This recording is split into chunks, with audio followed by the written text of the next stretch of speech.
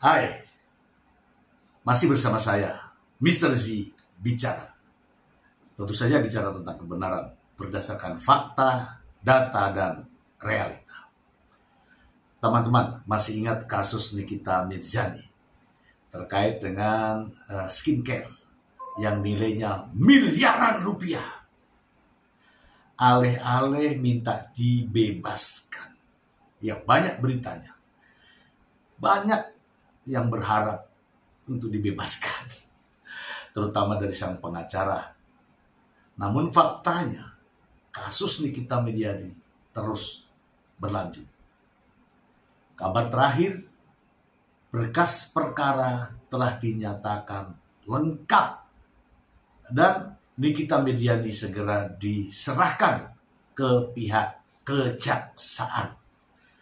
Dan selanjutnya akan diadili di sidang pengadilan. Teman-teman, saya ingin membacakan berita ini untuk Anda. Berikut ini. Dari CNN Indonesia, berkas perkara lengkap Nikita Mirzani segera disidang. Jakarta, CNN Indonesia. Polda Metro Jaya bakal melimpahkan Nikita Mirzani ke kejaksaan selaku tersangka kasus dugaan pengancaman hingga pemerasan terhadap pengusaha produk skincare Reza Gladys pada Kamis 5 Juni 2025. Pelimpahan dilakukan setelah kejaksaan menyatakan berkas perkara Nikita Mirzani telah dinyatakan lengkap alias P21. Penyidik dari Ditcyber Polda Metro Jaya telah terima surat P21 dari rekan-rekan JPU menyatakan bahwa berkas perkara dinyatakan lengkap alias P21. Kemudian penyidik melakukan koordinasi disepakati tahap 2 besok lusa hari Kamis tanggal 5 Juni 2025, kata Kabid Humas Polda Metro Jaya. Dengan pelimpahan ini maka Nikita akan segera menjalani proses sidang atas perkara dugaan pengancaman dan pemerasan yang menjeratnya. Sisi lain, Ade Ari turut membantah kabar yang menyebut Nikita menjalani perawatan di rumah sakit. Kata dia, Nikita hanya sempat diperiksa lantaran mengeluh nyeri. Yang bersangkutan tidak dirawat, hanya dilakukan pemeriksaan oleh dokter dari Polda Metro Jaya karena ada keluhan nyeri dan pemeriksaan sudah selesai dilakukan hari itu juga. Kasus ini bermula dari laporan yang dilayangkan Reza ke pihak yang berwajib pada tanggal 3 Desember 2024. Nikita dan IM dilaporkan terkait aksi pengancaman dan pemerasan hingga tindak pidana pencucian uang. Dalam laporannya, korban menyebut Nikita Mirzani diduga menjelek-jelekan nama korban serta produk miliknya melalui siaran langsung di TikTok. Lalu pada tanggal 13 November 2024, korban mencoba menghubungi terlapor melalui asistennya lewat WhatsApp dengan niat bersilaturahmi. Namun, respon yang diterima justru berisi ancaman. Korban merasa terancam dan mengaku mentransfer 2 miliar ke rekening atas arahan terlapor. Pada tanggal 15 November, korban mengaku diminta lagi memberikan uang tunai sebesar 2 miliar rupiah. Jadi 2 kali ya teman-teman, 2 miliar dulu itu sudah aman sebenarnya. Tapi diminta lagi tunai 2 miliar. Nah, ini yang bikin masalah ini. Dalam kasus ini, Nikita Mirzani dan asistennya Ismail dijerat pasal 27B ayat 2 dan atau pasal 45 ayat 10 Undang-Undang ITE dan atau pasal 368 KUHP dan atau pasal 3 pasal 4 Undang-Undang Tindak Pidana Pencucian Uang TPPU dengan ancaman paling lama 20 tahun penjara. 20 tahun. Keluar-keluar jadi nenek-nenek. Kalau 20 tahun. Nikita dan IM kemudian resmi ditahan usai menjalani pemeriksaan sebagai tersangka. Dan pada Selasa 4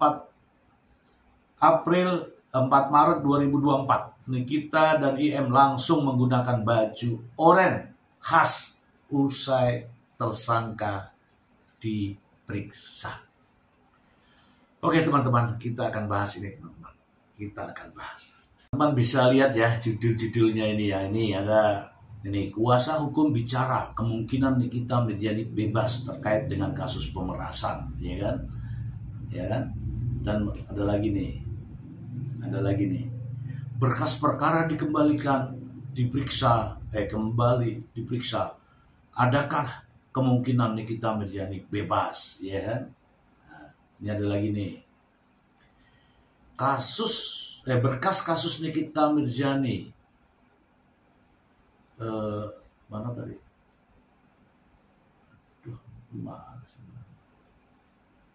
Teman-teman, jadi perkara Nikita Mirzani ini ditangani di Cyber Polda Metro Jaya.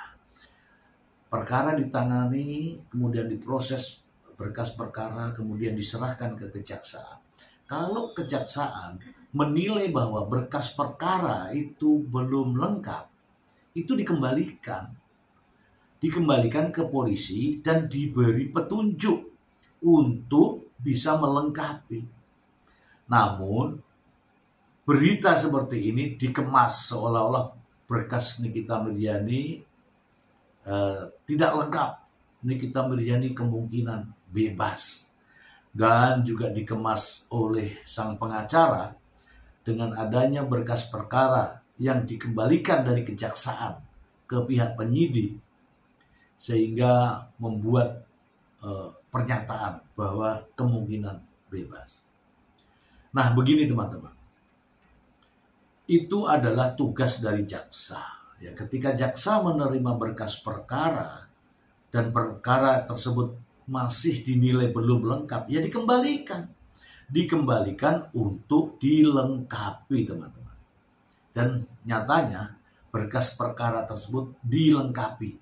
Dan jaksa menyatakan bahwa berkas perkara Nikita Mirzani dinyatakan P21, artinya lengkap.